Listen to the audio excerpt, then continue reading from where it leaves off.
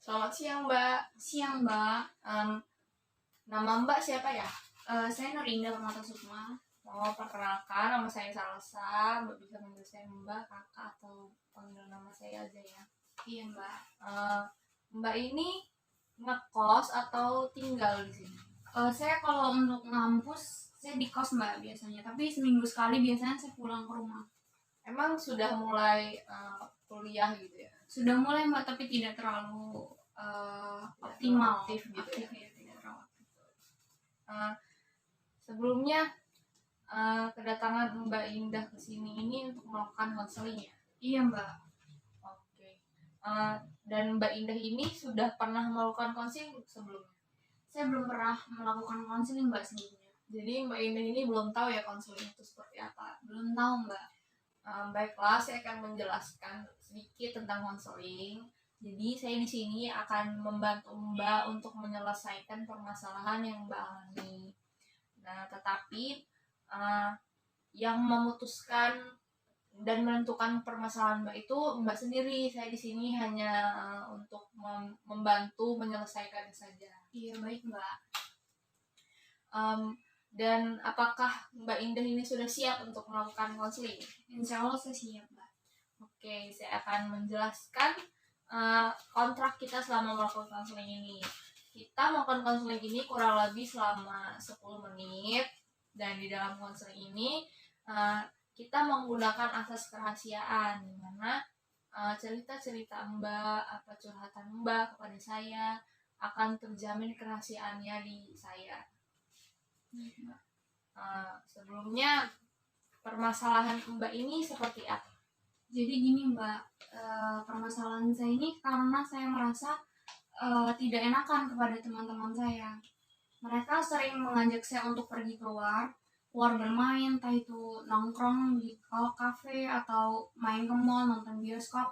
Tetapi itu hampir setiap hari, Mbak.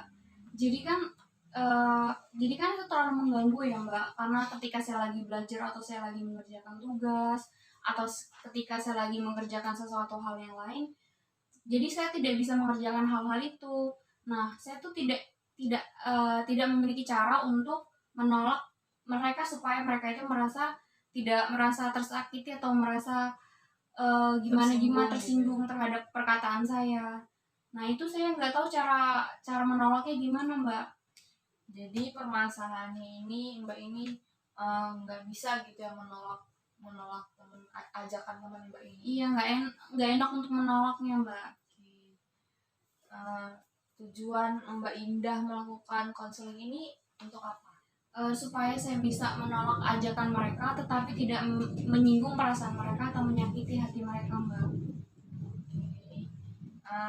Sekarang sebelum kita menyelesaikan permasalahan Mbak, kita akan menentukan teknik apa yang akan kita lakukan yang cocok dengan permasalahan Mbak ini. Ya, baik, Mbak. Jadi setelah saya mengerti permasalahan Mbak ini, kita akan menggunakan teknik asertif. Nah, Mbak Indah ini udah pernah mendengar belum dengan kata-kata asertif ini? Untuk sebelumnya saya belum pernah mendengar kata itu, Mbak. Jadi asing ya menurut Mbak itu ya? Iya, Mbak. Oke, saya akan menjelaskan.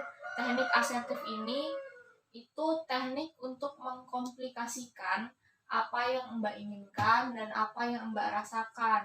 Mbak tetap bisa menjaga perasaan teman-teman Mbak. Jadi itu juga kan sama kayak apa yang tujuan yang Mbak katakan tadi ya.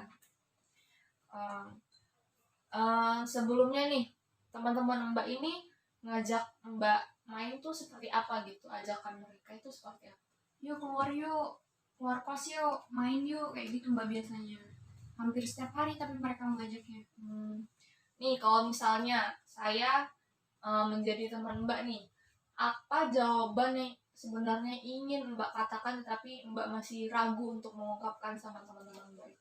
Maaf ya, hari ini nggak bisa dulu, soalnya kan kemarin kita udah main, udah keluar. Hari ini saya ada pekerjaan yang perlu saya kerjakan. Nah, tidak apa-apa sebenarnya Mbak menggunakan kata-kata seperti itu. Itu mungkin Mbak hanya takut gitu kan, Mbak merasa nanti teman saya ini nggak tersinggung nggak ya saya ngomong seperti itu gitu kan.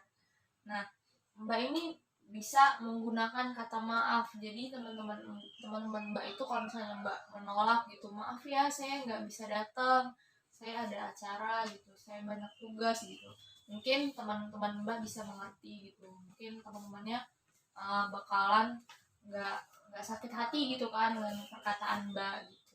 Iya, mungkin itu perasaan saya aja Mbak. Next time saya bakal ngelakuin hal tersebut. Baik.